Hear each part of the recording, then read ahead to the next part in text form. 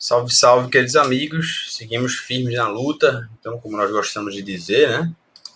E dessa vez a gente se encontra aqui para falar um pouco sobre obrigação tributária, né? Para falar, portanto, sobre um tema que envolve, né, coisas interessantes. Vai falar sobre sujeito ativo, passivo, obrigação tributária. Muito cobrado também nas provas. Dessa vez eu vou aprofundar um pouco mais com vocês. Vai ser legal porque vai dar tempo da gente trabalhar algumas coisas que eu acho pertinentes antes de nós passarmos para as questões, tá? Então, nós vimos um pouco sobre legislação tributária e vamos falar agora sobre o tópico de obrigação tributária. Bom, sobre obrigação tributária, né, algumas coisas que eu acho relevante e pertinente. Bom, nessa visão, né, a questão de obrigação tributária é porque eu não vou fazer uma grande observação, né, sobre como você distingue a obrigação tributária do que os civilistas vão fazer, né? Ou seja, obrigação tributária tem sempre alguns elementos que são importantíssimos, tá? Que são os seguintes, e eu só vou fazer um destaque breve sobre isso. A ideia primeiro é que nós temos alguns elementos. Quando eu falo de obrigação tributária, eu tenho que ter elementos subjetivos, eu tenho elementos objetivos, que é um elemento objetivo, na verdade, imediato. Como assim, professor? Veja, os elementos subjetivos, necessariamente, eu tenho um credor e eu tenho um devedor. Tá?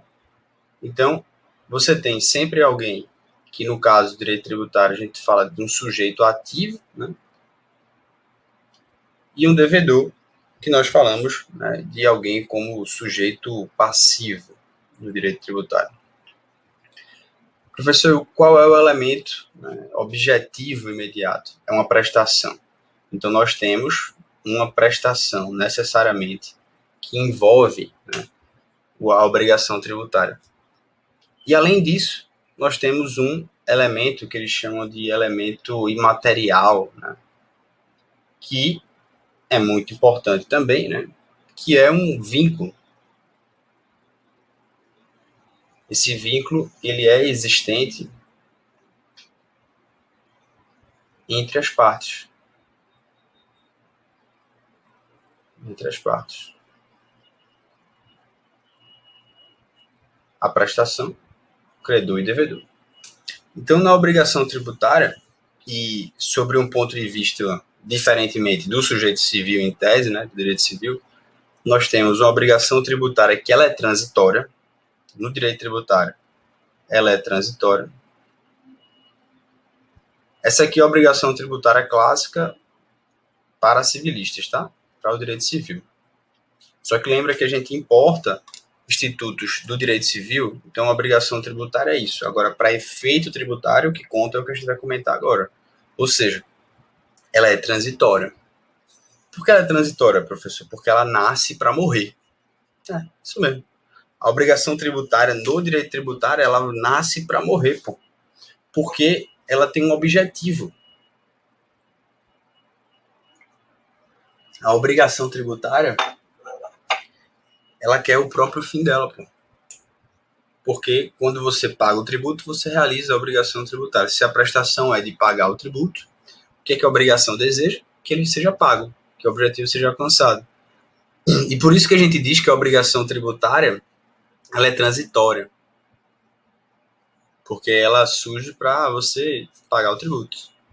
Aí, se o tributo não for pago, aí o credor, que ele detém uma capacidade tributária ativa, ele vai buscar um meio coercitivo para pagar. Ele vai ter a intenção de fazer com que você, que descumpriu uma obrigação, não afaste essa transitoriedade. Até porque essa obrigação é prescritível, né? Beleza, então, o primeiro passo, ela é transitória. Esse é um marco diferencial do direito civil. O outro aspecto é que a gente tem um sujeito ativo e passivo, do mesmo jeito que tem a obrigação civil. Temos obrigações tributárias e também respectivos sujeitos. O fisco, a administração tributária, vai ocupar esse chamado polo ativo. do vínculo obrigacional. E a gente vai ter aqui, no sujeito passivo, um contribuinte ou então um responsável. Então, a gente tem um objeto também, a prestação pecuniária, ela é chamada de prestação. Essa prestação ela vai ser um pagamento de um tributo. Então, você vai fazer uma prestação pecuniária, ou então você vai pagar uma multa tributária, né? Pode ser também uma penalidade. Ou até não fazer alguma coisa, ou fazer alguma coisa. Então, perceba como são esses elementos que nós vamos discutir aqui. Eu vou abrir o artigo 113 do Código Tributário Nacional para a gente começar a falar sobre a obrigação tributária. O artigo 113, ele diz que a obrigação tributária ela é principal ou ela é acessória. E embora, né, a gente fale de obrigação tributária, né, nós temos vários tipos de obrigações tributárias. E é fundamental esse artigo 113 do Código Tributário Nacional. Como assim, professor? O que ele é essencial, bicho? Ele é essencial, ele cai, ele despenca, ele faz tudo que você quiser para chamar a sua atenção para dizer, filho, entende comigo, isso aqui pode cair na tua prova. Eu não sei o que eu preciso fazer, chamar a sua atenção, bater na câmera. Velho, preste atenção, tá? Então vamos lá, a gente tem aqui que a obrigação tributária, ela surge com a ocorrência do fato gerador. Ela tem por objeto o pagamento do tributo ou de uma penalidade pecuniária e ela se extingue juntamente com o crédito dela decorrente. A obrigação acessória, ela decorre da legislação tributária. Ela tem por objeto as prestações que são positivas ou negativas nela previstas no interesse da arrecadação da fiscalização. E a obrigação acessória, pelo simples fato de sua inobservância, ela se converte em obrigação principal relativa à penalidade pecuniária. Bom, professor, agora eu endoidei de vez, eu não entendi foi nada, sabe? E às vezes é comum a gente falar a obrigação de pagar o tributo, né? Mas é importante que você distinga as espécies de obrigações tributárias. Nós temos 3 aqui. Como assim, professor? E eu vou até desenhar aqui para ficar mais fácil. Nós temos uma obrigação tributária de pagar um tributo, tá? E o objeto, portanto, é que nós temos um pagamento de um tributo e a relação jurídica obrigacional, ela tem uma natureza de contribuição, né? Você paga o tributo que você contribui, o dever fundamental de pagar tributos. Nós podemos também ter uma obrigação tributária principal, mas de pagar o quê? Uma multa, uma penalidade pecuniária. Então pode ser também uma multa. E essa obrigação tributária principal, ela vai decorrer de um direito sancionador. Você vai pagar uma multa, mas que é do direito sancionador. E a natureza da relação é a natureza punitiva. E nós temos a obrigação tributária acessória. Que a acessória, ela vai fazer com que você atenda um interesse da fiscalização. Então, você vai, atendendo ao interesse da fiscalização, você vai fazer uma obrigação de fazer ou não fazer. Uma prestação positiva ou negativa. Então, você vai ter uma obrigação aqui de fazer algo ou não fazer algo. Como, por exemplo, entregar uma declaração. Você tem que entregar um papel, fornecer algumas informações. Isso são obrigações tributárias acessórias. E isso tem uma natureza colaborativa. Você colabora para chegar lá. Então, portanto, a obrigação tributária principal ela é de pagar. Ela pode ser pagar um tributo, ela pode ser pagar uma multa. A obrigação tributária acessória, ela é derivada da legislação tributária, tá? E aí percebe isso aí, que alguém pode pagar um tributo sem que tenha infringido qualquer norma tributária, tá? Então, às vezes não tem multa tributária. Quando a gente fala de obrigação acessória, eu estou falando de alguma atitude, né, que seja uma abstenção, seja uma conduta que vai se revelar útil para a administração pública. Então, não é uma obrigação de dar dinheiro, é uma obrigação de fazer alguma coisa ou não fazer alguma coisa. Ou seja, você vai, por exemplo, né, cumprir os seus deveres formais, você vai prestar uma declaração, você vai emitir um documento, você vai manter uma escrituração fiscal. Uma coisa que cai muito em provas. a obrigação tributária principal, ela surge com a ocorrência do fato gerador. A obrigação acessória, ela decorre da legislação tributária. Então, perceba isso, tá? Você tem legislação tributária como a fonte de uma obrigação tributária acessória, tá? E isso é relevante, porque nós precisamos ter essas autonomias das obrigações tributárias. Isso é um fator inconfundível, né? Pagar tributo é natureza contributiva. A lei que institui um tributo, ela não tem um aspecto que se confunde com a obrigação tributária acessória.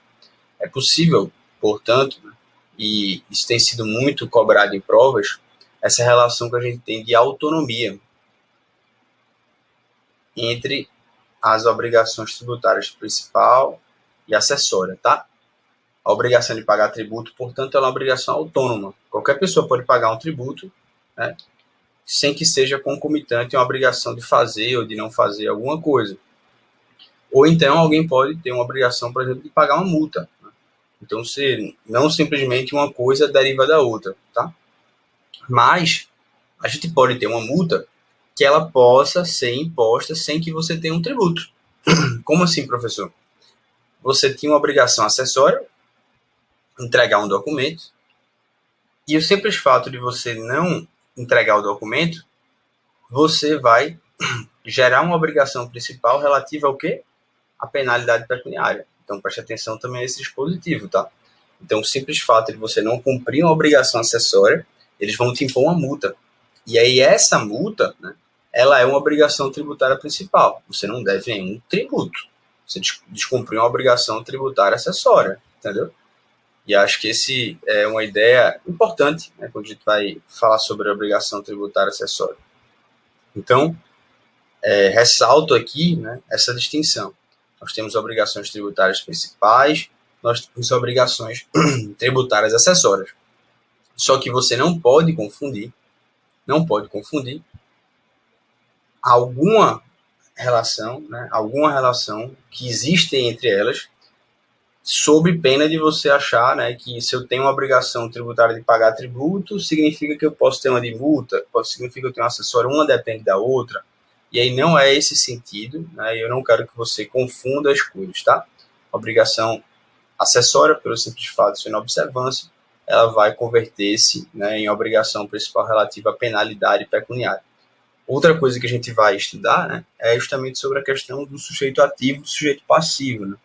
Quando eu falo de obrigação tributária acessória, é importante você reconhecer, inclusive, que quando a gente tem uma suspensão de um crédito tributário, né, quando a gente tem uma exclusão do crédito tributário, quando a gente tem algo relevante que acontece, quando a gente tem uma imunidade, por exemplo, um ente que não precisa pagar tributos. O ente não paga tributos. Imagina aí um SESI, imagina aí uma entidade que não paga. O simples fato dela não pagar tributos não dispensa que ela cumpra as suas obrigações acessórias. Professor, eu não estou entendendo. O que é que o senhor quer dizer com isso?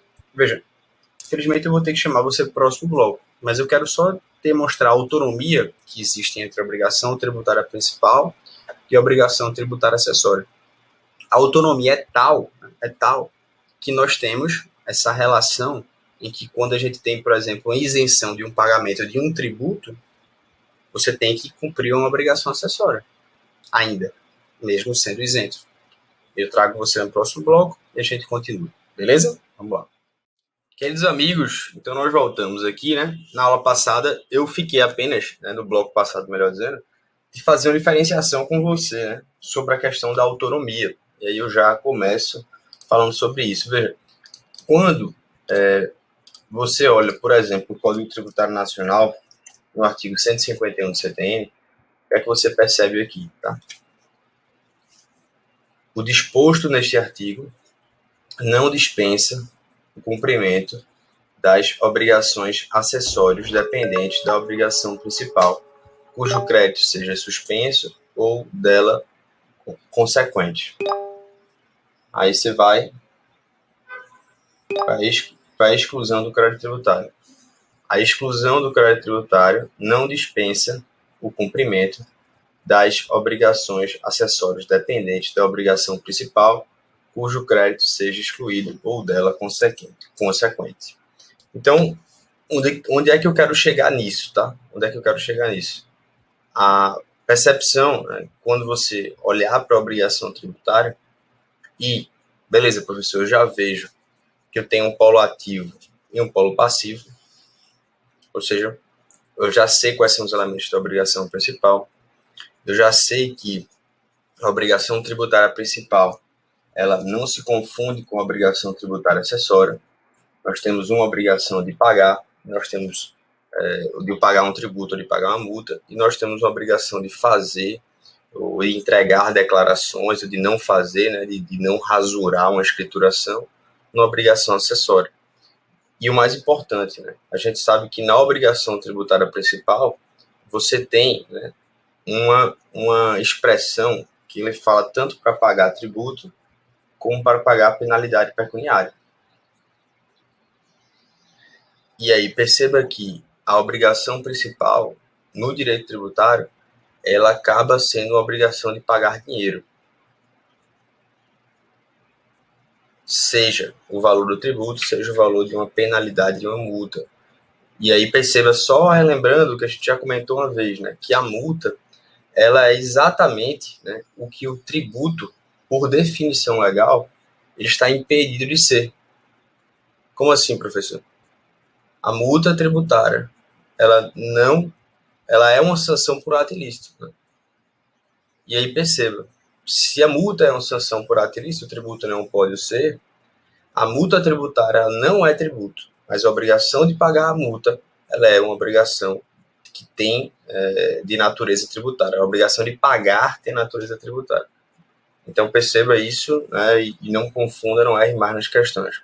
Já quando a gente fala de uma obrigação acessória, né, a gente já viu a diferenciação no 113, parágrafo 2º, e também no parágrafo 3º, tá? E eu fiz a diferenciação justamente isso, porque mesmo que a gente tenha, por exemplo, uma entidade que ela tem uma imunidade, ou seja, uma dispensa do pagamento de tributo de forma condicional, mesmo uma entidade que ela seja isenta, uma dispensa de um pagamento de tributo por lei, essas obrigações acessórias, elas vão existir no interesse da fiscalização e também para arrecadar tributos. Então, nada impede que uma entidade que seja imune a pagar um tributo, uma entidade que seja isenta, ela passe a ser um sujeito passivo, né, de uma obrigação principal, porque não apresentou uma obrigação acessória. E se ela não apresenta uma obrigação acessória, o que acontece com ela? Ela se converte em obrigação principal relativamente à penalidade pecuniária. Beleza, professor, acho que a gente já evoluiu, eu acho que eu já estou bonzinho, acho que a gente já vai, acho que a gente já pode falar sobre fato gerador. Show de bola, então só pincelar aqui fato gerador, e aí a gente começa a fazer as questões, tá? Veja, no fato gerador, a gente tem esses dois artigos, no 114 e no 115. O 114 e o 115 vão dizer o seguinte, que o fato gerador de uma obrigação principal é uma situação definida em lei como necessária e suficiente à sua ocorrência. E o fato gerador de uma obrigação acessória é qualquer situação que, na forma da legislação aplicável, impõe a prática ou abstenção de ato que não configure uma obrigação principal. Então, o fato gerador, ele é um fato da vida que, por se amoldar ou por subsunção, ele se adequa a uma norma jurídica, que a gente chama de hipótese de incidência, e ela se converte no fato jurídico, né? Então, essa assertiva de concurso, ela é muito interessante. Fato gerador é aquele que dá causa a uma obrigação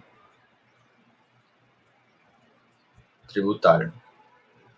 Então, fato gerador ele dá causa a uma obrigação tributária. E aí, quando a gente vê que o fato gerador ele dá causa a uma obrigação tributária, e as provas elas vão cobrar isso, tá? Eles vão falar, olha, a obrigação acessória ela se extingue com o cumprimento de um fato gerador em relação ao terceiro que não é contribuinte. Falso, tá? Porque o fato gerador, ele antecede, ele dá causa a surgir uma obrigação tributária. Então, o fato gerador, no fundo, ele é uma espécie tributária de fato jurídico. Por quê? Ele se amolda à hipótese de incidência. Eu compro o carro, o veículo automotor, quando eu comprei o carro, eu pratiquei o fato gerador. A hipótese de incidência era o quê? Era ser proprietário de um veículo automotor. Fato gerador é quando eu compro. Então, o direito ele se interessa por esse fato. Esse interesse ele é revelado por meio da consequência. Quando ocorre o fato, qual é a consequência? Você tem que pagar um tributo, você tem que pagar uma multa por ter descumprido uma obrigação de informar que você comprou o carro. Então, a consequência jurídica que vai desencadear isso aqui é a obrigação tributária. Então, portanto, a gente tem esses dois termos em fato gerador, que esse é um fato gerador e a hipótese de incidência. E aí a gente entra num ponto importante, que é o 116, que ele fala qual é o momento da ocorrência do fato gerador. Perceba essas palavras-chave, tá? Fato gerador de obrigação principal é uma situação que está definida em lei e ela é necessária e suficiente. Então, a prova, às vezes, vai dizer que o fato gerador de uma obrigação principal ela não seria uma situação definida em lei, seria uma situação definida em legislação. E a gente tem um probleminha, mas é besta, né? Mas é só que para a doutrina majoritária, quando o 114 fala que o fato gerador é uma situação definida em lei, né? No fundo, e aí, claro, isso aí não vai cair, eu acho, na sua prova, mas se tivesse uma prova discursiva na prova de analista, né? Eu já peguei umas provas discursivas que dava para você jogar alguns posicionamentos críticos. A doutrina majoritária diz que uma situação definida em lei, né, no fundo, o código deveria ter chamado isso aqui de hipótese de incidência, tá? Por quê? Porque é justamente um verbo e é uma coisa mais abstrata, né? O fato gerador é algo concreto. Mas, passado esse ponto, né, o que eu queria deixar de relevante para você aqui é que o fato gerador da obrigação principal, ela é um fato gerador de uma obrigação definida em lei, tá? Então, perceba que ela tem que ser necessária, tem que ser suficiente para a sua ocorrência. Professor, o que é uma situação necessária? É uma situação que precisa, né, estar presente para que haja a configuração desse fato, né? Então, ela não precisa ser só necessária, ela precisa ser necessária e suficiente. E aí a obrigação já acessória, você percebe que é uma situação que é definida pela legislação. Entendeu a diferença, a pegadinha da prova? Quem define a obrigação acessória? A legislação. Quem define o que é fato gerador de obrigação principal? Algo que está definido na lei. E aí, portanto, fica aqui para você não errar, beleza? Ou seja, o princípio da legalidade se dará aonde? Fato gerador de obrigação principal, né? Não na obrigação acessória. Então, qual é o momento da ocorrência do fato gerador? O 116, ele traz duas hipóteses sobre a ocorrência do fato gerador. Quando você considera que aconteceu um fato gerador? Ele fala, salvo disposição de lei em contrário, considera-se ocorrido o fato gerador e existente os seus efeitos. Então, tratando de situação de fato, desde o momento em que se verifiquem as circunstâncias materiais necessárias a que produz os efeitos que normalmente eles são próprios. Tratando-se de situação jurídica, desde o momento em que esteja definitivamente constituída nos termos do direito aplicável. Então, nós temos aqui duas hipóteses. Né? Duas hipóteses. Sendo uma situação de fato, quando verificar uma circunstância material necessária. Sendo uma situação jurídica, desde o momento em que esteja definitivamente constituída nos termos do direito aplicável. Então, como é que você interpreta esses dispositivos, tá? Inciso primeiro, quando ele fala de um fato, quer dizer, inciso segundo, né? Tratando de situação de fato, inciso primeiro, voltando, tratando de situação de fato desde o momento em que você veja a circunstância material necessária. Bom, o que é uma circunstância, uma situação de fato? São aqueles casos em que o legislador ele define o que é o fato gerador do tributo.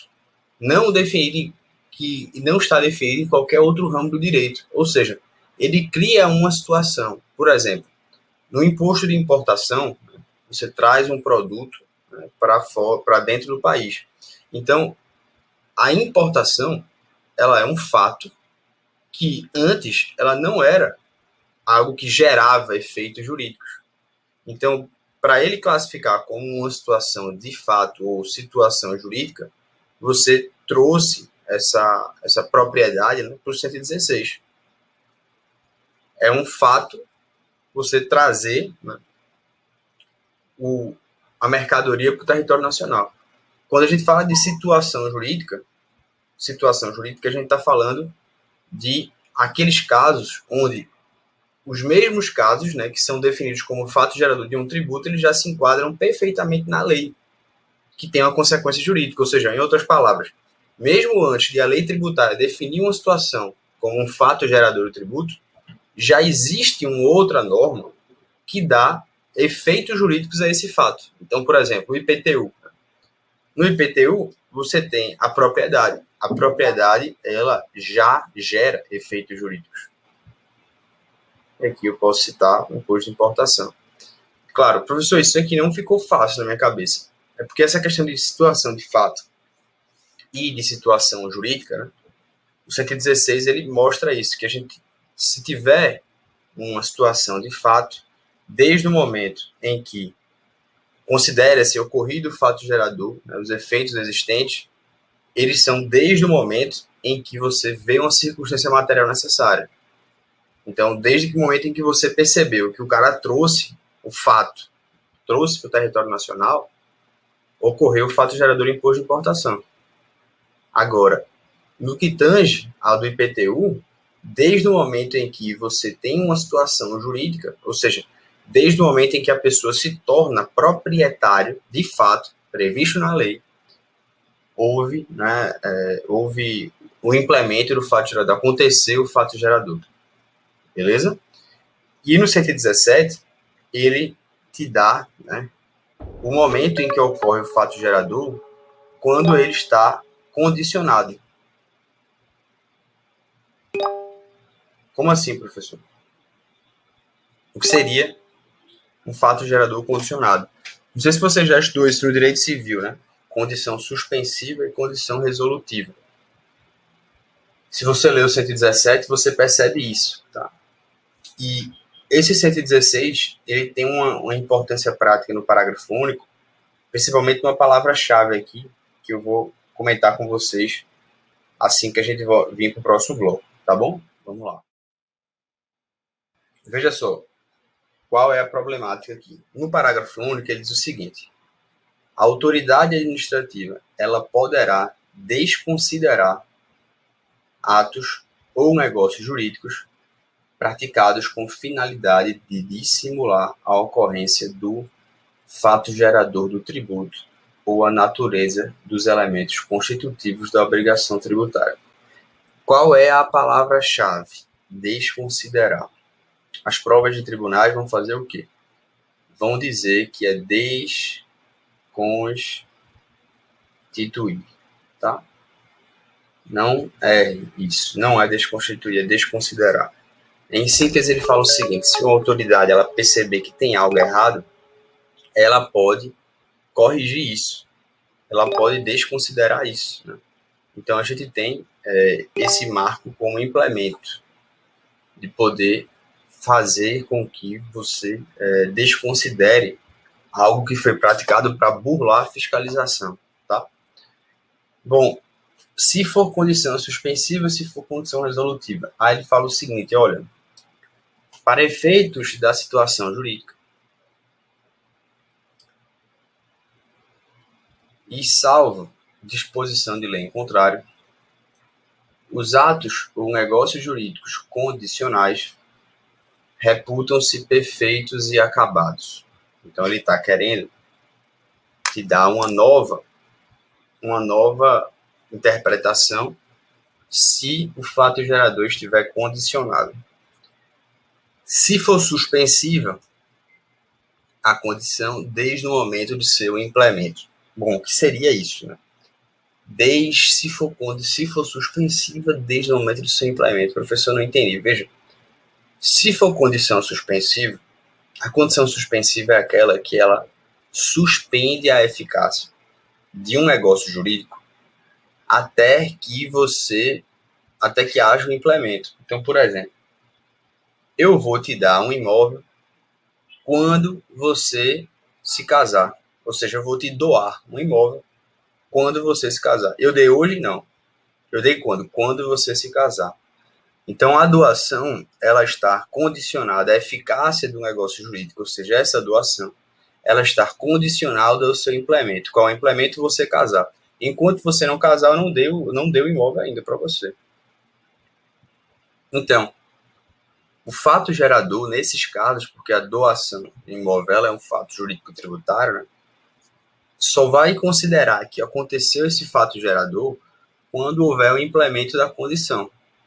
Ou seja, só quando você se casar é que vai incidir o ITCMD, que é o imposto de doação. E ele fala, sendo suspensiva desde o momento do seu implemento. Então, até que você, né, não suspenda essa condição, você só considerará ocorrido o fato gerador quando houver implemento. Professor, qual é a relevância disso aqui em provas? A relevância, meus amigos, se dá, por exemplo, quando eu faço um contrato com você hoje, dizendo que eu vou te doar um imóvel quando você se casar. Só que você se casa daqui a 10 anos. Daqui a 10 anos, quando você se casar, quando esse imóvel for para você, a pergunta que se fará é o seguinte: qual é o imposto que incide? De quando será? Será de quando eu fiz o contrato, dizendo que quando você se casar eu te dou? Ou seja, por exemplo, de hoje, a alíquota vigente de hoje, o imposto que está atualmente hoje, ou o imposto que estiver quando você de fato receber esse imóvel, ou seja, daqui a 10 anos. Entendeu a ideia? Então, ele vem dizer que, sendo suspensiva a condição, o imposto será do momento do seu implemento. Então, não importa quando eu fiz o contrato com você, porque ele só passou de fato daqui a 10 anos. Então, só daqui a 10 anos que eu vou considerar qual vai ser a alíquota vigente e, com certeza, qual vai ser o tributo a ser pago nessa data. E o que seria essa condição resolutiva, né?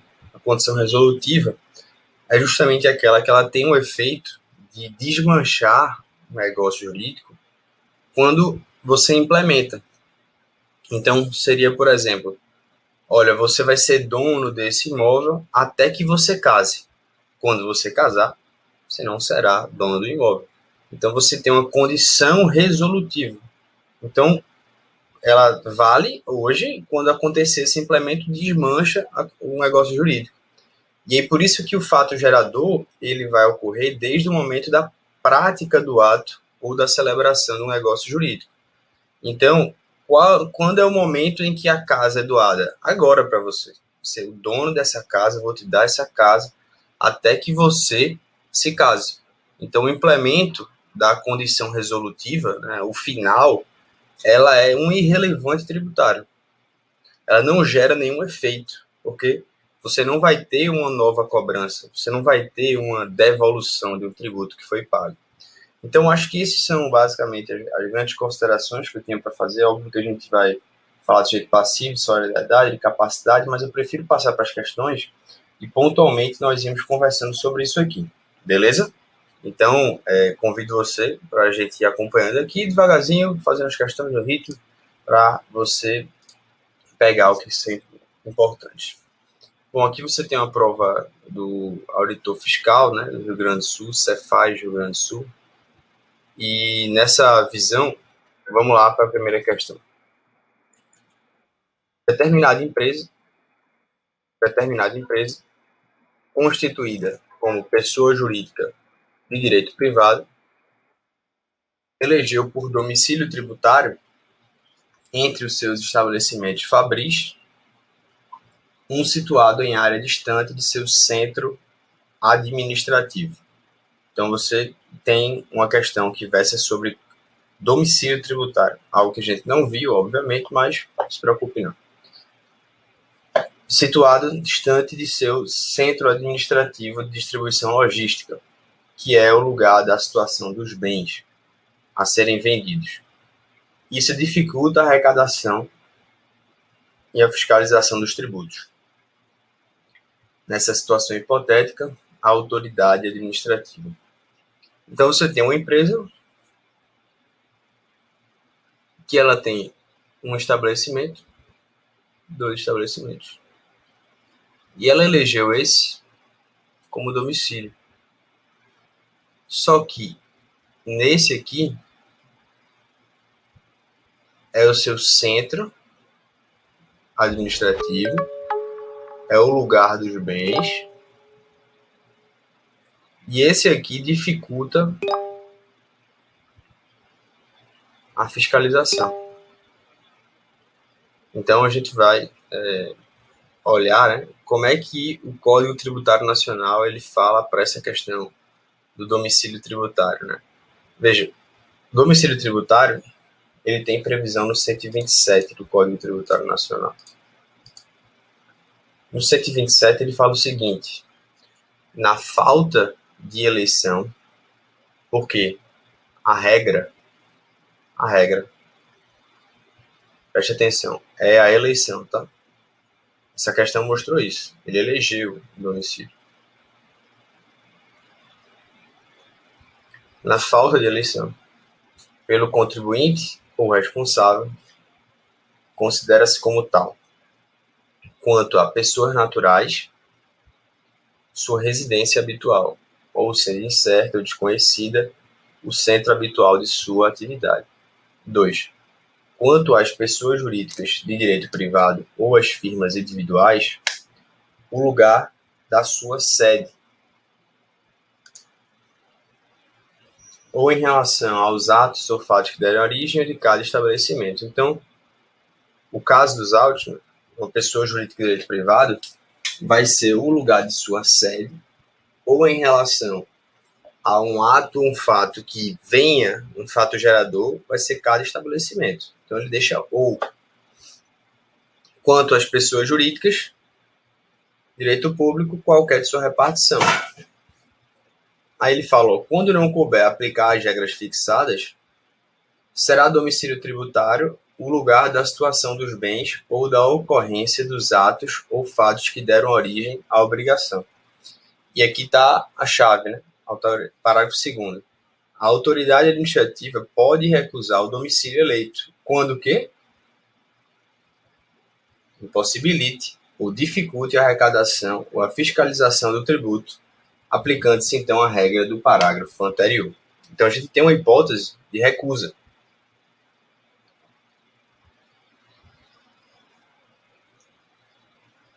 Que é justamente a hipótese dos autos. Se dificulta a fiscalização, a autoridade fiscal ela pode recusar.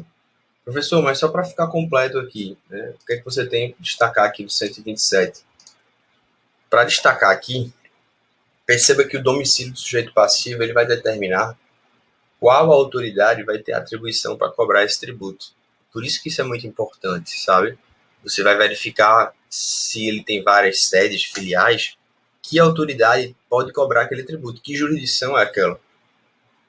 E aí, para o STJ, né, caso a autoridade, por exemplo, ela mande uma notificação para o endereço que não é o domicílio tributário do contribuinte, né, aquela notificação ela é nula, porque ela vai restringir o direito de defesa. Então, perceba, né? O que a gente tem aqui no 127? A gente diz que o domicílio tributário ele é eleito. O contribuinte pode escolher. Como regra, o sujeito passivo pode escolher o seu domicílio tributário. As regras que estão no 127 só se aplicam caso ele não escolha. Agora, muito importante é o parágrafo 2º, porque ele diz que apesar de ser livre a escolha, Em alguns casos, a administração tributária ela pode recusar. Agora, ela tem que motivadamente recusar, né? Isso é possível nos casos em que ele impossibilite ou ele dificulte a fiscalização. E isso, portanto, a gente voltando agora para a questão, você percebe, né, que fica bem mais fácil você entender qual é o dispositivo. Ele pode rejeitar, não pode rejeitar. Pode rejeitar, não pode. Ele pode rejeitar o domicílio eleito e considera como domicílio tributário da empresa o centro da distribuição. Beleza, é justamente o gabarito da questão. Pode rejeitar o domicílio eleito e considerar como domicílio tributário o centro habitual da sua atividade. Veja, não faz sentido você falar do centro habitual, né? Porque centro habitual, quando a lei fala, ela fala de pessoa física, tá? Pessoa natural, o centro habitual. Então, não é pessoa jurídica. Pode rejeitar o domicílio eleito e considerar como domicílio tributário qualquer outro de seus estabelecimentos situados no território de cada ente tributante. Também não tem essa hipótese legal, logo o gabarito da questão é a letra A. Vamos lá. Se um contribuinte provar auditor fiscal, de novo, professor, a gente está passando do ponto, estamos fazendo questões que não são de analista judiciário, a gente está fazendo questão que está cobrando letra de lei, está cobrando coisas importantes que eu acho que tem pertinência e podem cair na sua prova. Tá? Então não se assusta com o título, não, com a aparência. A gente já passou dessa fase, velho. Acho que você não precisa mais ficar pensativo quanto a isso, não. Encara com o que tem que encarar, olha para a questão, vê o que ela está querendo saber e verifica se você tem esse conhecimento. Isso vai te dando legitimidade para você ir fazendo outras provas também, né? E para você ver que o direito tributário que você aprende aqui, ele pode ser aplicado em vários concursos, tá? Isso é importante, eu acho que dá uma sensação de conforto, né? É uma sensação boa quem está caminhando, tá? Vamos lá, próximo bloco, eu convido você aqui. Bom, então voltando, né? Se o contribuinte ele não eleger o seu domicílio fiscal na forma da lei, a administração tributária deverá considerar como domicílio. Então a gente tem de novo uma hipótese do 127 perquirindo se o contribuinte não eleger o seu domicílio fiscal. Então, a residência habitual do contribuinte, ainda que incerta, caso se trate de pessoa natural. E aí, pessoal? Ainda que incerta será a sua residência habitual, o que é que o dispositivo fala? Ele diz que será a sua residência habitual, mas se for incerta, aí será o centro habitual de sua atividade. Então, residência habitual é se conhecida, né? Se conhecida. Então, ainda que incerta, errado. B. A residência do empresário, caso se trate de uma firma individual. O dispositivo também não fala isso, tá? Porque se for firma individual, a gente tem outra opção, sendo pessoa jurídica ou firma individual, sacou? Então, não é a residência do empresário. C. O estabelecimento mantido na capital do Estado Federado, caso se trate de sociedade de economia mista. Veja, também não há essa opção na lei. Qualquer uma das repartições localizadas no território da entidade tributante, caso se trate de uma pessoa jurídica de direito público. É esse o gabarito, a gente acabou de ler o dispositivo, gabarito, portanto, letra D. Qualquer uma das filiais localizadas, caso seja uma empresa pública também, não há isso na lei, tá? Gabarito, portanto, letra D. Qual a regra geral, gente? Domicílio, só para finalizar e também ficar muito. Se você tiver, você vai aplicar, né, os dispositivos, na falta de eleição 127 e na impossibilidade tem lá e na recusa tem lá, tá? Só para a gente também não ficar muito perdido. Atividade CESP, Cefaz Rio Grande do Sul, auditor fiscal, bloco 2, 2019. A atividade estatal de arrecadação de tributos. A atividade estatal de natureza de arrecadação de tributos depende do cumprimento de obrigações de natureza distintas pelo contribuinte e pelo não contribuinte, para que se materialize todo o percurso de lançamento, cobrança e fiscalização do crédito tributário. Com relação a esse assunto, é correto afirmar que as relações contributivas dispensam a atuação do fisco. Então, veja, ele está dizendo assim, uma relação contributiva dispensa a atuação do fisco. O que ele está querendo dizer é o seguinte, se você contribuir, e falando sobre lançamento, você não precisa do fisco. E aí, relembre, né?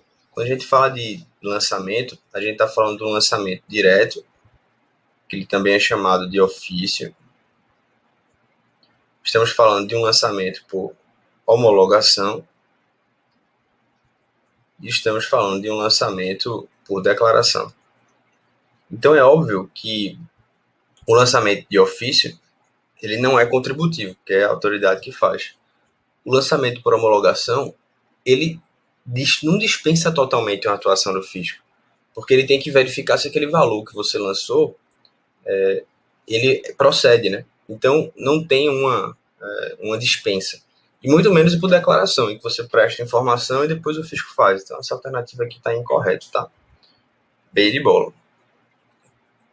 Presume-se por facultativa a obrigação que vise auxiliar a fiscalização tributária atribuída a terceiro não contribuinte. Veja, como toda obrigação jurídica, as obrigações tributárias, elas são impositivas, elas são cogentes, elas obrigam juridicamente o sujeito. Então, nós temos, né, uma coercibilidade.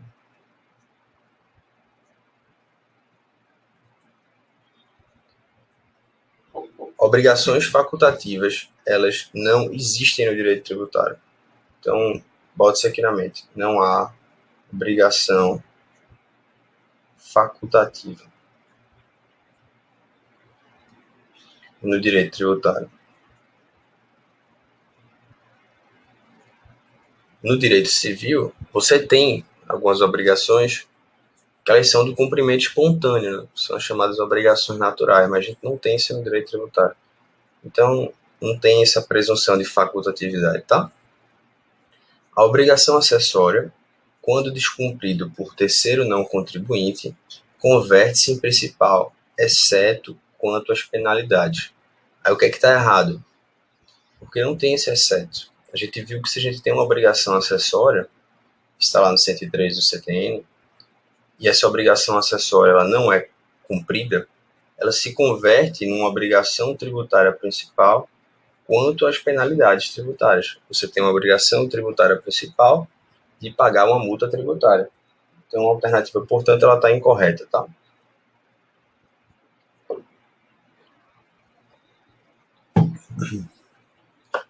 D.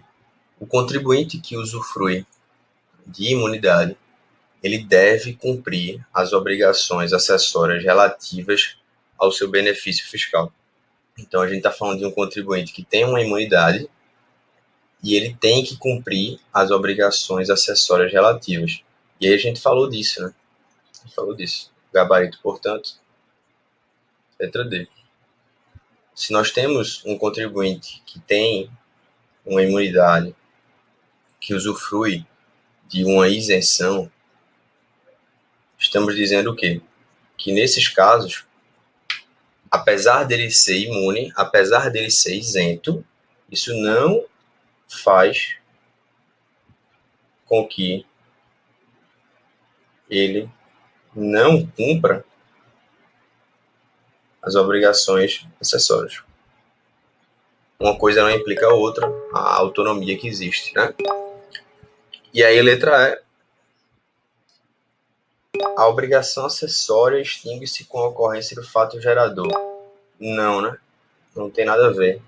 A obrigação acessória, ela nasce A obrigação tributária, melhor dizendo, ela nasce com o fato gerador. Um fato gerador de obrigação acessória é uma situação de fazer e não fazer, né? Então, o fato gerador ele não extingue obrigação nenhuma. Pelo contrário, né? O que vai extinguir uma obrigação é você cumprir a obrigação. Então, gabarito aqui, errado, letra D.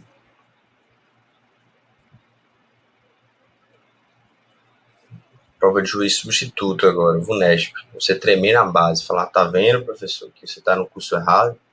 Sobre a disciplina do fato gerador, trazida pelo Código Tributário Nacional, TJ São Paulo, Rio Grande do Sul, 2018. Tremeu na base. Trema não, tá? Que é vice. É correto afirmar. A autoridade administrativa, ela não poderá desconsiderar atos ou negócios jurídicos praticados com a finalidade de dissimular a ocorrência do fato gerador do tributo ou a natureza dos elementos constitutivos da obrigação tributária, salvo nos casos expressos em lei. E a gente acabou de ver um dispositivo, né, que o dispositivo ele fala justamente sobre isso. Ele diz que a autoridade administrativa ela pode desconsiderar, né, que é o 116 do CTN, né?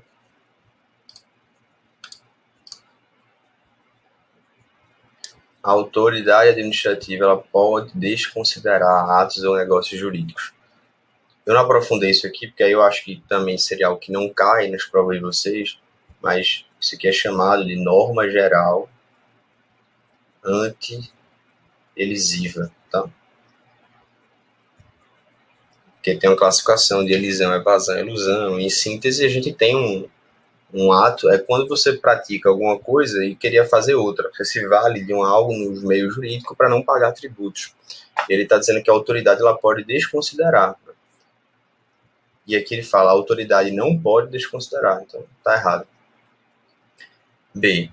Se tratando de uma situação de fato, salvo disposição em contrário, considera-se ocorrido fato gerador e existentes seus efeitos, desde o momento em que se verificam as circunstâncias materiais necessárias a que produza os efeitos que normalmente lhes são próprios.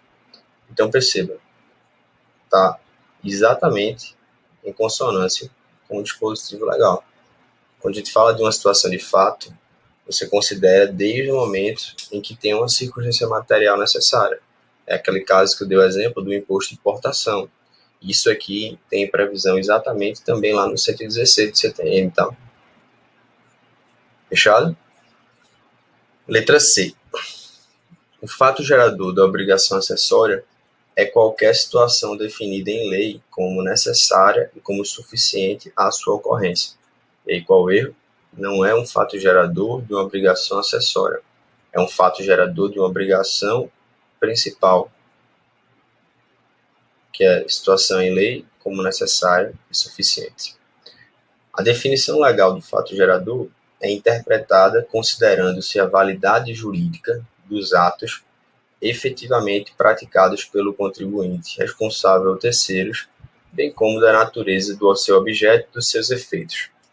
Veja, de acordo com o 118 do CTN, ele fala o contrário. Ele diz que você define um fato gerador abstraindo a validade jurídica dos atos praticados. Então, se você abrir o 118, você vai perceber isso, né? A definição do fato gerador é interpretada abstraindo-se. Então, da validade jurídica dos atos efetivamente praticados.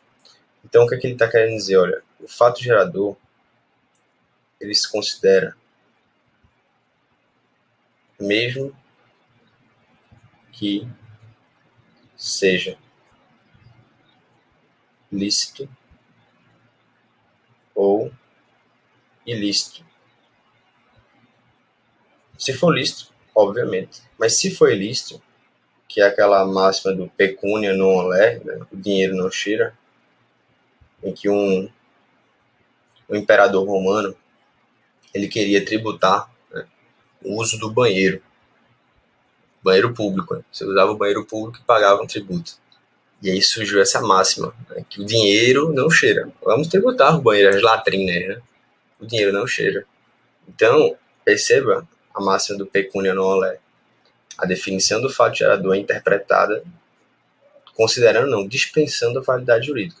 Se você auferiu renda, mesmo que haja uma ilicitude, mesmo que haja algum fato ilícito, produto de um crime, por exemplo, você pagará imposto de renda. Então, isso está errado. Letra E. O negócio jurídico, se tratando de atos, são negócios jurídicos sujeitos à condição suspensiva, considera-se ocorrido o fato gerador e existentes seus efeitos desde o momento da prática do ato ou da celebração do negócio. O que é que está errado? A gente viu que quando tem um negócio jurídico que ele está sujeito a uma condição suspensiva, nós só haverá a produção de efeitos quando você implementa a condição. Qual é a condição? A condição é: eu só vou te dar o imóvel quando você casar. Então, se ele está em uma condição suspensiva, você considera ocorrido o fato gerador, não é desde o momento da prática do negócio jurídico, é desde o momento em que houve a implementação dessa condição. Da condição. Então, por isso, a alternativa E está incorreta e o nosso gabarito, portanto, é a letra B de bola. Beleza? A gente prossegue no nosso próximo bloco com as questões também sobre obrigação tributária. Salve, salve, queridos amigos. Então, nós voltamos, né? Próxima questão, logo direto ao ponto. Uma prova de procurador de Estado. E ela fala que se uma determinada sociedade ela retira-se de seu domicílio fiscal sem comunicar ao fisco, e sendo o caso de cobrança de débitos fiscais, é correto afirmar. Perceba, a gente tem uma questão aqui, né, que ela envolve uma questão de obrigação tributária que vira, né, uma solidariedade, e um tema que nós não pontuamos aqui, mas está envolvido com a solidariedade, tá? Veja, via de regra, e eu acho que isso aqui pode cair nas provas de tribunais, porque a gente está falando de uma súmula 435 do STJ. Via de regra, a gente sabe que o mero inadimplemento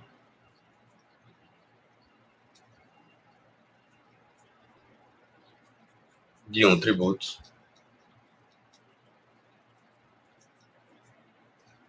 não gera uma responsabilidade tributária. Responsabilidade tributária. Ou seja, se você é sócio de uma determinada sociedade e essa sociedade ela não paga os tributos, isso não faz com que você seja responsável por pagar um crédito tributário, porque houve apenas um mero inadimplemento. Professor, isso também está em súmula? Claro que está. Súmula 430 do STJ. Então, para um determinado sócio, ele ser responsável por um inadimplemento de um tributo, a gente tem que ter um plus. O que seria esse plus? Seria aqui, tá?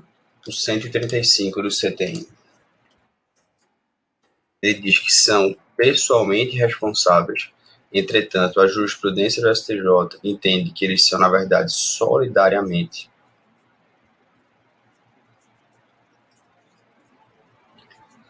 Quando eles pratiquem algum ato com excesso de poder, com infração da lei ou de contrato social. Os diretores, gerentes ou representantes jurídicos de direito privado. Então, no caso hipotético,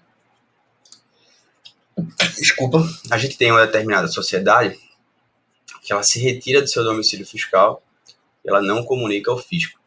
Isso aqui é uma infração tributária. Por quê?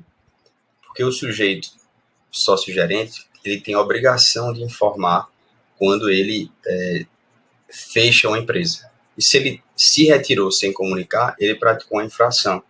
Isso a súmula 435 do STJ fala que é o caso de você fazer o redirecionamento da dívida para que, se antes só uma pessoa jurídica ela respondia por ela, agora você pode ter também a pessoa física, você pode ter também o sócio gerente. E aí perceba como é a questão. Esse fato ele é considerado uma dissolução irregular, expondo todos os bens do sócio eventual execução fiscal, não são todos bens do sócio. Como entende o STJ, o mero fato de ausentar não é suficiente, considera a dissolução irregular, mas somente os bens dos sócios gerentes que estarão expostos à eventual execução fiscal. Esse é o gabarito da questão, porque isso aqui se qualifica como uma dissolução irregular e gera a responsabilidade tributária. Então, trouxe essa questão, ela é um pouco mais difícil, digamos assim, mas, tendo em vista as duas súmulas, eu acho que é importante a gente tratar aqui, por isso que eu trouxe para você. Assinale a assertiva abaixo a respeito dos atos ilícitos, né? Instituição de impostos. O fato gerador da obrigação deve configurar uma situação que independa de uma atividade estatal específica relativa ao contribuinte. Perceba, né? Você vê a questão passada e falar de novo. Professor, tu cobrasse um negócio tão difícil, bicho. Vê que fizesse uma súmula da STJ. Calma, velho. Prova de procurador, tu não tá fazendo prova de tribunal. Eu falo, calma, meu filho, calma, jovem. Aí eu vou fazer aqui, calma, jovem. Tá vendo aqui, ó? Nosso Hilda, aí tá certo aí. Calma, jovem. Vamos lá. O que eu tô querendo demonstrar para você pode fazer uma prova dessa, velho. Não é impossível. O fato gerador da obrigação deve configurar uma situação que independa de uma atividade estatal específica relativa ao contribuinte. Sobre impostos, é o gabarito da questão. Por quê? Você sabe que imposto, você não tem uma atividade estatal específica relativa ao contribuinte. Isso está lá no artigo 16 do Código Tributário Nacional. Então, acertamos a questão. Parabéns, jovem. Você conseguiu acertar a questão. Tá vendo que não doeu tanto? Tá vendo que deu para fazer?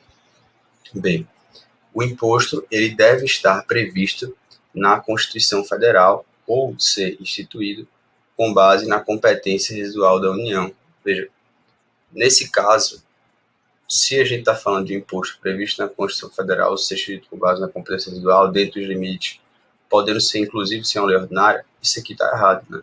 Porque o imposto realmente ele pode estar na Constituição Federal ou pode ter uma competência residual, mas a competência residual com previsão no 154 da Constituição Federal, ela se dá mediante uma lei complementar. Então, eu preciso de uma lei complementar. E se eu não tenho uma lei complementar, eu não posso fazer por lei ordinária. Letra C.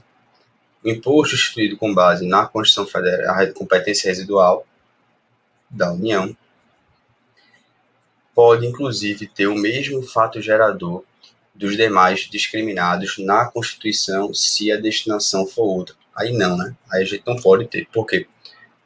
O limite da Constituição Federal é dizer justamente que a gente tem uma competência residual instituída por lei complementar que não tenha o mesmo fato gerador, que não tenha a mesma base de cálculo de outros impostos que estão previstos na Constituição Federal. É o que está no 154. Logo, ele não pode, inclusive, ter o mesmo fato gerador.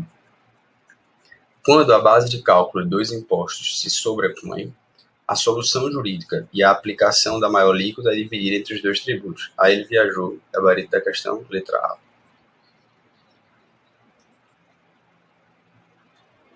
Vamos lá. A respeito da obrigação tributária, né, assinale a opção conforme o CTN. Aí ele vai lá. Promotor de justiça, professor. Calma, gente. Vamos lá, fica quieto, cara. Senta aí. A respeito da obrigação tributária, assinale a opção correta conforme o que dispõe o CTN. A obrigação principal e sua obrigação acessória, elas devem decorrer de um mesmo fato gerador. Então, você viu no Código Tributário Nacional se o fato de a gente ter uma obrigação principal e uma obrigação acessória fazem com que nós tenhamos que ter o mesmo fato gerador para as duas tipos de obrigação. Eu estou fazendo uma pergunta para você aqui. Se você viu isso, né, que a obrigação principal e a obrigação acessória, eles têm que ter o mesmo fato gerador. E a pergunta é o quê? Não. A resposta, melhor dizendo, é não. Por que, professor? Porque, veja, o que a gente tem como fato gerador de obrigação principal e fato gerador de obrigação acessória nós temos duas atividades distintas, tá? Porque o fato gerador de uma obrigação principal, ele é uma situação que é definida em lei, necessária e suficiente. E o fato gerador da obrigação acessória são coisas distintas. Então, eles não devem decorrer do mesmo fato gerador. Beleza? Desculpa. Beribola. Obrigação principal pode ter por objeto o pagamento de uma penalidade pecuniária. Perfeito. Por quê? Uma obrigação principal, ela pode pagar uma penalidade, ela pode pagar um tributo. Depende. Tanto pode ser penalidade, como também pode ser tributo, tá? Não é algo perfeitamente conclusivo que só obrigação principal só gera uma obrigação de um pagamento de um tributo. Não, pode ser os dois. C. A obrigação principal é considerada obrigação tributária, ao passo que as obrigações acessórias são consideradas obrigações de natureza não tributária. Aí ele viajou, né? Viajou, porque o código só fala obrigação tributária ou é principal ou é acessória. O código não distingue uma obrigação tributária por ser tributária ou ser não tributária. Onde é que eu vejo isso? 113 você tem. A obrigação acessória não se converte em obrigação principal.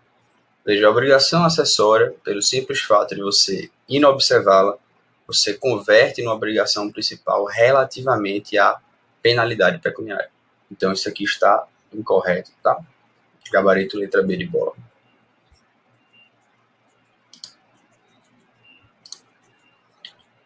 Assinale a opção correta, considerando as definições e limitações trazidas pelo CTN. Né? O crédito tributário, regularmente constituído, se modifica ou extingue, ou tem sua exigibilidade suspensa ou excluída, nos casos previstos nesta lei, ou quando dispensado pelo agente administrativo, independentemente da existência de previsão legal. Perceba, né? Independentemente de existência de previsão legal, não, né? A gente só fala de crédito tributário modificado ou extinto com previsão em lei. O agente não tem liberdade para atuar conforme ele quer, conforme ele entende, né? Então, a alternativa está errada. Beribola. O fato gerador, ele surge com a ocorrência de uma obrigação tributária. Ele tem por objeto o pagamento de um tributo ou de uma penalidade e vai se extinguir juntamente com o crédito dela decorrente. E aí, qual o erro, gente? O qual acerto? Vamos lá, pegadinhas. Não é o fato gerador que surge com a obrigação. É a obrigação principal. Porque ele fala obrigação principal que tem por objeto o pagamento do tributo ou uma penalidade. Não é fato gerador. Sacou como as coisas gostam de fazer você errar? Se liga. Letra C. É permitida à União instituir um tributo que não seja uniforme em todo o território nacional ou que importe em distinção ou preferência em favor do Estado ou União. No fundo, isso aqui é vedado, né? Isso aqui não é permitido, é vedado. Onde é que está isso, professor? 151 da Constituição Federal. D. Imposto é o tributo, cuja obrigação tem por fato gerador uma situação independente de qualquer atividade estatal relativa ao contribuinte. Gabarito letra D. E você viu que isso aqui já caiu em duas provas distintas. Sacou? Beleza, meus amigos? Vejam, nós tivemos aqui alguns blocos para fazer algumas questões, para falar algumas coisas rápidas, né? Na lista judiciária, tribunais federais. Eu peço desculpas a você pela pressa, por realmente não conseguir fazer tudo, né, como eu quero, às vezes, no sentido de ter mais tempo, de falar com mais calma, de trazer as explanações mais devidas para você entender. Mas, ao mesmo tempo, aqui a minha mensagem principal é só para que você continue caminhando. Por mais que seja difícil, por mais que você sinta que não vai conseguir, no fundo, o que você precisa se preocupar é com diariamente estudar um pouquinho mais, se esforçar um pouquinho mais, e um pouco mais além do que ontem. e ao mesmo tempo manter isso mediante uma constância para que você também não pire também. E eu sei que as provas de tribunais, a gente tem uma questãozinha ou outra, muda tudo, e às vezes a gente carrega esse passado, poxa, por causa daquela questão eu não passei, por causa daquilo ali eu não passei, por causa daquele certo ou errado, por causa daquela indecisão. Mas confia. Hoje é por 0,2, 3, amanhã pode ser por menos, mas um dia vai chegar a sua aprovação. Eu já passei também por isso de ter algumas coisas que você errou e você fala, nossa, como é que eu errei isso? Mas isso serve de aprendizado, serve de crescimento. E é bom que a gente encare assim as coisas. Tá bom? Fique em paz, um forte abraço. A gente se vê aqui na vida. Tô mandando bons pensamentos para você. Vê se. Vamos lá.